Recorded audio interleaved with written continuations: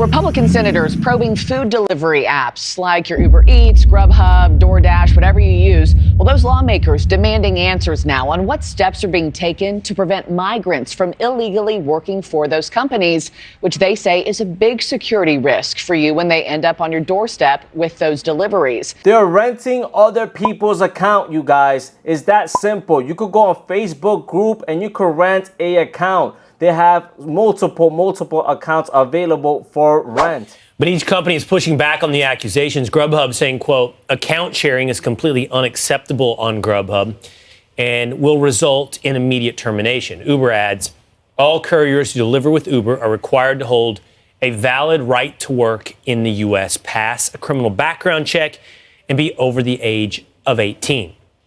DoorDash said there is no place on the DoorDash platform for those who can't or won't verify their identity. How is Uber Eats, DoorDash, and Grubhub are going to enforce all the food application workers? That's right, you guys. You could simply log in on Uber Eats, take a picture of somebody's social security, and take a picture of somebody's ID. So how are they gonna do it? Because they do not have nobody on site policing them. It's not like you could walk on somebody's office and be like, hey, I want an application to work on Uber Eats. No, at the end of the day, you could simply log in and start working immediately.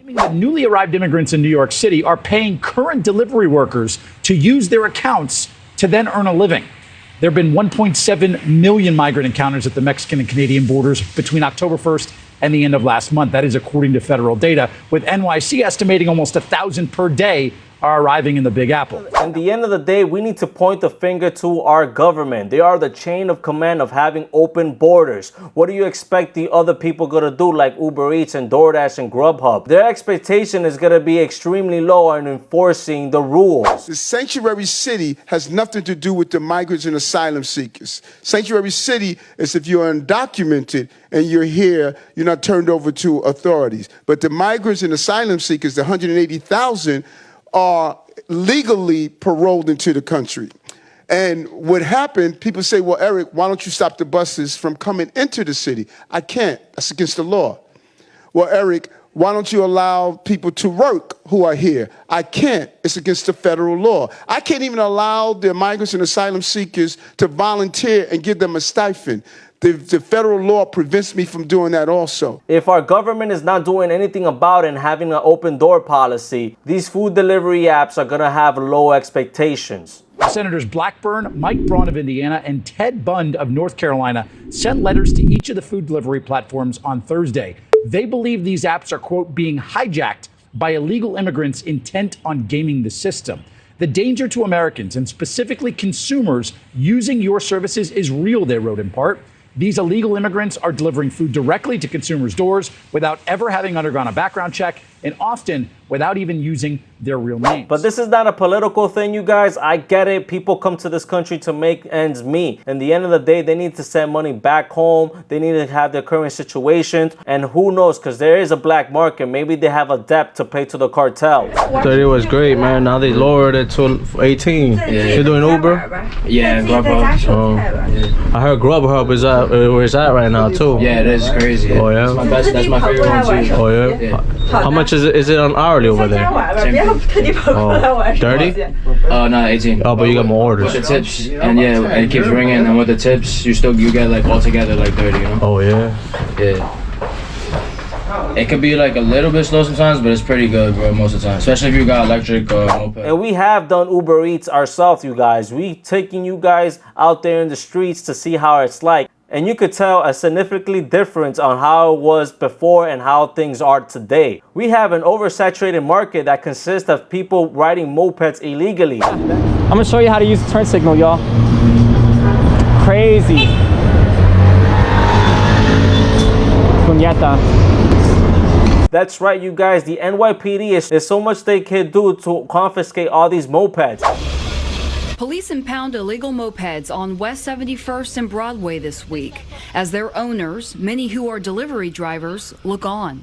They confiscated 4 mopeds, 9 bicycles, 1 motorcycle, and arrested a woman who slapped a police officer while her bike was being taken away. In the end of the day, when you have open borders at the front line, it triggers like a domino effect. Other companies are gonna get affected. And all the politics in New York City of having food delivery work hourly pay rate has caused nothing but chaos. That's right, you guys, these food delivery apps are setting a minimum schedule.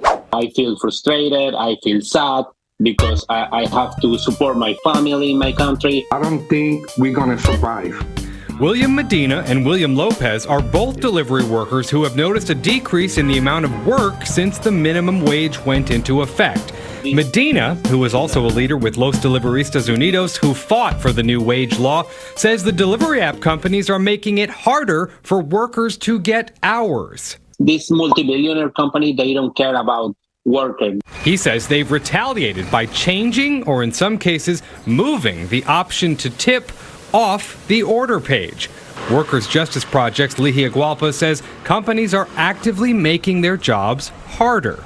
By reducing the tipping option, by retaliating, deactivating workers, which translates to firing, pausing, and even shifting around their algorithms, systems to make it harder for workers. Which means you can only make a certain amount. So you can imagine these migrant workers trying to make ends meet. They need to send money back home. They need to make money for the expensive. And on top of that, they need to give a piece of their earnings to the account holder. Transition. What's up, everybody? It's Rican. We're Anthony, live in Times Square to give you a special announcement. That's right, you guys. Apollo Phantom V3. Thank you so much, Apollo Scooters, for sponsoring us with this awesome partnership with Ride with Anthony. That's right, you guys. In the link in the description, you can check out the reviews of the Apollo Phantom V3. Check it out, you guys. You won't be disappointed. This scooter got quadruple suspension. That's right, you guys. 52 volts, 40 miles per hour, 40-mile range. Anyways, back to our regular programming.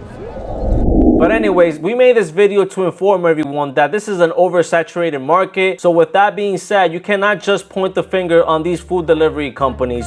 You also need to look at the government for having open door policy. Anyways, you guys, ride safe and stay safe.